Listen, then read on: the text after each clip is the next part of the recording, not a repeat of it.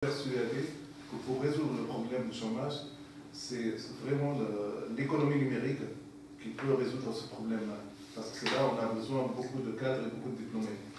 Et moi, je dirais, j'ai présenté un programme à tous les gouvernements, le gouvernement avant la Révolution et même après, qui consiste à mettre en place un chantier de l'économie numérique. L'idée, c'est une sorte de plan Marshall, mais dans l'économie numérique. Donc aujourd'hui, et même avant la Révolution, vous avez vu dans la presse, on parle toujours de technologie, société de savoir et tout ça. On est convaincu que c'est la solution, mais on n'arrive pas à savoir par quel bout il faut commencer. Moi, je pense qu'il faut que l'État soit, je dirais, le promoteur de cette activité-là. Donc je conçois qu'il y a 5 domaines sur lesquels on peut avancer dans l'économie numérique. Le e-government, et c'est, je dirais, en phase avec la société de démocratie qu'on veut créer. Il y a aussi le e-education. Et donc là, ça permet, je dirais, d'améliorer l'éducation. On peut parler de cartable électronique et d'autres pour les étudiants. Il y a le e-commerce, et là aussi, ça permet d'avoir des possibilités de développement énormes en matière de commerce électronique. Le e-banking, parce que les banques aujourd'hui en Tunisie ne sont pas bien informatisées, c'est dommage de faire appel à des compétences étrangères alors qu'on a ces compétences-là.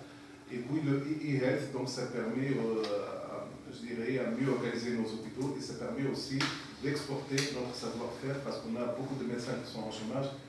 Aujourd'hui, avec le e-health, on peut exporter des connaissances, on peut lire des radios à distance et on peut faire de l'expertise à distance.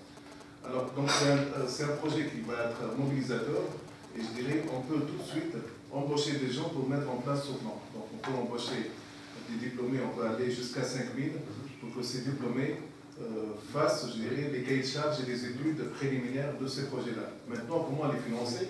Bien sûr, on va demander à ces gens-là qui sont en chômage et qui ne sont pas nécessairement des informaticiens. Ça peut être des juristes pour le e-government, ça peut être des médecins pour le e-health, ça peut être des instituteurs pour le e-education, ça peut être des cadres de commerce ou de finance pour tout ce qui est e-commerce et e-banking. On va demander à ces gens-là de faire des efforts, de ne pas demander un salaire exorbitant au départ, et de commencer à faire le cahier de charge. Et derrière, je dirais, on va lancer ces projets-là, et pour pouvoir les financer, on va faire appel, donc il y a la partie connaissance humaine, et là on a les ressources humaines pour les faire, et pour la partie matérielle, on va faire appel au mécanisme de compensation. Qu'on a utilisé pour les composants automobiles, qu'on a utilisé pour les télécoms à un moment. Donc on va dire aux gens, on va vous acheter des PC, on va vous acheter des logiciels, mais on va vous payer en compensation.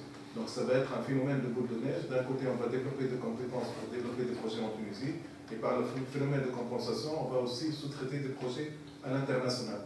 Et donc avec ça, on va créer une véritable industrie technologique dans le pays, et qu'on va pouvoir exporter dans les pays voisins, les pays qui ont connu la révolution. Et puis, ce qui est très important, c'est cette économie numérique, elle va tirer le reste de l'économie vers le haut.